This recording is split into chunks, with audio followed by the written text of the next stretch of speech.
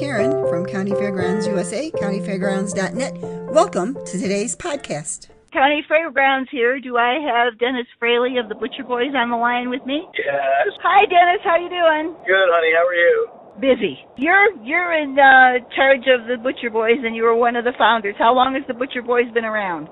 Oh, we've been around since the early 80s, maybe 82. I see you're at the Florida State Fair. You do a lot of events throughout the country, right? Yes, we do. Okay. Are there any states you haven't worked in that you'd like to? At this point, no. I mean, I'm kind of, on this downhill of my career. So, I think, we do pretty much all the good state fairs and, on the East Coast, a little bit of the Midwest. So, other than maybe, like the Texas State Fair or something, but it's really not in our wheelhouse at this point. Okay, so tell me a little bit about your product and how did you settle in this particular product? Well, when we started, there wasn't a lot of people selling the type of steak sandwich we sell, the London Broil. Plus, we also were selling salads along with it. And, if you remember back in the 80s, salads were kind of just taking off, salad bars and, pita bread and things like that, kind of a little bit of a healthy movement. So we kind of got a bit caught up in that, which kind of helped us because, once again, nobody was selling any kind of salads at fairs. So we kind of did the steak sandwiches and, the sliced steak on salad, stuff like that. Then we got into the chicken pita. We were probably one of the first ones in the chicken pita business as well. That came a little bit later, probably 85, 86. Okay. All right. So I take it that you don't really go out and do the concessions anymore. You have employees now, right? Well, in the winter months, I don't usually know. And in the summer, though, yes, I do. I travel, in the summer. I play about 4 of the big fairs myself with a crew, and then I have 2 other crews out doing, state fairs and some county fairs. So we stay pretty busy. I'm still pretty active. Plus, about in 17, I started another operation selling hand-cut yeast donuts. It's called Fluffies. Oh. So that's a whole separate operation that I'm involved in. So do they have their own website? Yeah, you should go on and check it out. It's it's a little more I'd say it's a little more female appealing than Butcher Boys. It's you gotta really look at it. You'll see what I mean. It's very photogenic. It does very good like on Instagram, and we have a pretty big following for of course we started 18, and then we got about two seasons, and then COVID hit, so we were kind of on the DL for a couple years. What is the website? And what is the website? And could you spell it for us? It's Fluffies Hand-Cut Donuts. Okay. All one word. It'll come up. Okay. All right. And has it done any big state fairs? Yeah, we do Wisconsin, Minnesota, the Big E in West Springfield, Mass, and North Carolina State Fair. It will be in Fort Myers at the Lee County Fair. Opens next week, the end of next week, 24th. I'm curious, Dennis, have you ever done anything else besides concessions? I have, but, I've always done the concessions. I had a kind of a fast food ice cream operation for a number of years. That was back in the late 80s and into the 90s. And I'm currently involved in a sub shop operation in Tequesta, Florida. Okay. So that was a COVID deal. When we weren't doing anything, we thought we should be working, so we partnered up with another couple and bought a sub shop in a little populated town, and little beach town in South Florida. So, do you have kids? I do not have kids. No. I do have a wife, yes. She works She grew up around the business. Yeah, she does. She goes out on the road in the summers with me. Oh yeah, she grew up around the business. Spent the summers on her aunt owns a little carnival that plays around New England. So, and her brother's also in the business. She's a food operator as well. I have to ask you, how are you dealing with COVID? I mean, I have to ask. How am I dealing with COVID? Right. I've been dealing with it pretty well, other than, we basically missed a whole season and a half.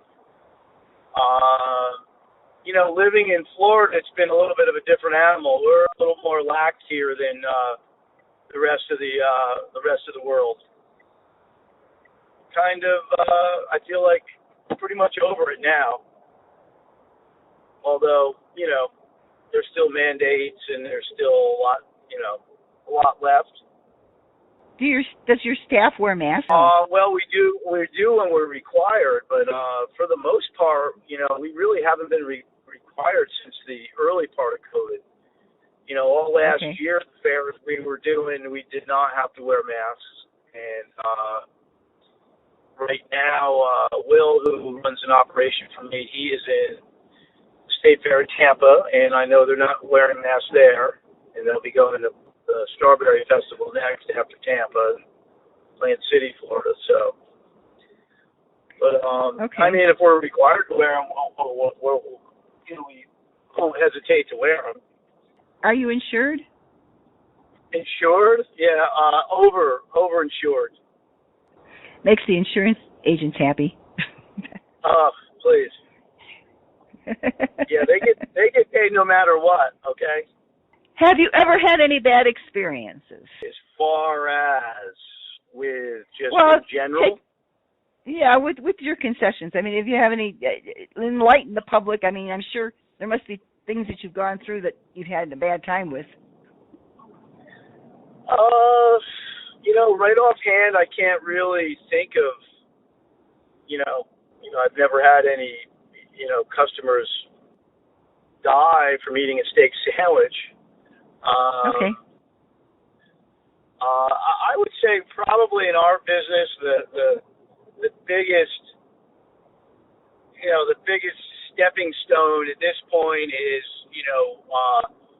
moving equipment and DOT and all the rules and regulations there. And, that's probably one of the biggest headaches, I think, for most. I think if you talk to people, they tell you the same thing, So basically when you do an event,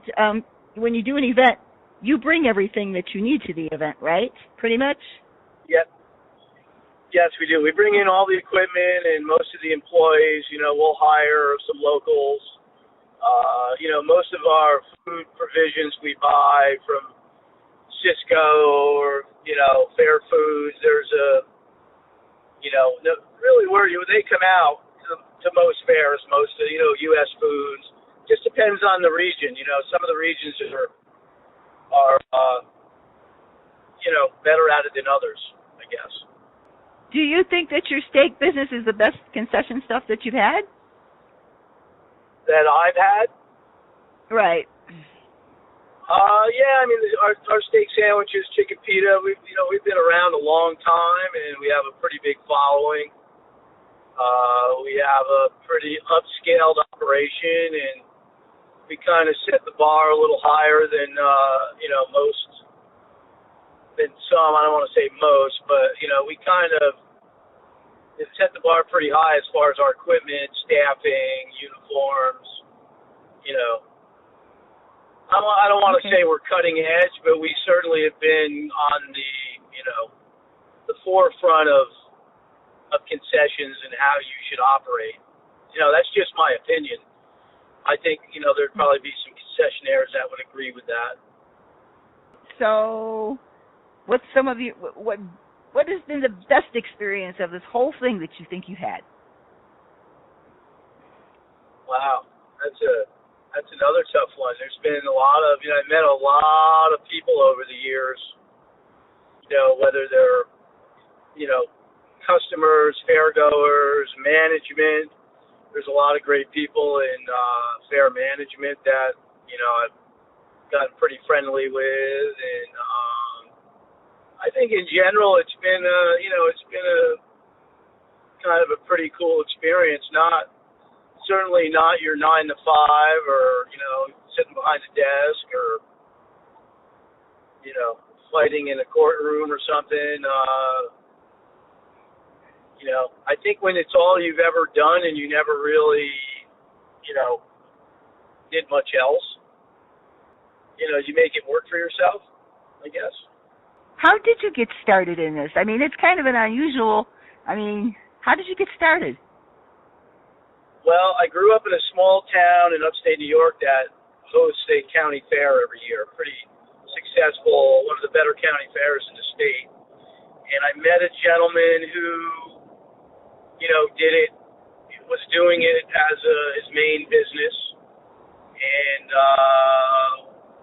the lack of nothing else to do, I went to work for him one summer with a childhood friend. We were, went to high school together, and we were good friends. And he also worked for him. We decided to buy a concession trailer and do it ourselves. And, here I am, like 40-something years later. Wow. Yeah, no kidding. What are you going to do with your business? Well, that's a good question. I'm in the process of piecing off part of it to one of my employees that has worked for me for probably 20 years. Him and his wife, they're a bit younger, so they're a good fit. He's been operating, like I said, for quite a while for me. He worked for me for a long time and then kind of took over one of the operations. And, it's kind of time for me to step back a little bit. I'll still be involved, probably more than I'd like, but I don't have a problem with that. No, I was going to say it's kind of I'm kind of fortunate to be in that situation. It's tough. I know a lot of people that are, my age and looking to kind of downsize, and they haven't been able to put themselves in that position. And it's unless you have family and kids and they're doing it, it's tough. It's a tough business to think you're going to sell or put a value on. There's a lot of nuts and bolts. I'm sure there is. So. Well, I don't know what else to ask you. You just told me you're not really looking for new places to book yourself at. I'm really not. We have a pretty full schedule most of the time. And there's some downtime we have, but usually we're working on equipment and kind of, there's some gaps in the spring and in the fall where you kind of need to take a breath. So that's kind of what we do. How did you get involved with this podcast and doing all this? I'm Countyfairgrounds.net. I have been Countyfairgrounds.net since 1998. Okay. Oh, really? Oh, yes. And I've interviewed the Florida State Fair before. I haven't interviewed too many concessionaires, and I'm glad that we made this contact. So people are interested in concessionaires. I just haven't interviewed too many of them. I've interviewed a lot of entertainers throughout the years. Okay, Mr. Butcher Boy guy. If somebody was interested in booking you, how would they reach you? They could go on the website, or my wife is she kind of takes care of the Facebook. I'm not on Facebook, so she people get in touch with me through her, usually through her Facebook page. And, or I think the Butcher a Facebook page. And they're on Instagram, so that would probably be the easiest. It sounds like you got a great product, and I've enjoyed the interview, and I've learned some things. Thank you very much, Mr. Dennis. All right, CoolKay. All right, thank you. All right, love. Take care. Thanks. Bye-bye. Bye.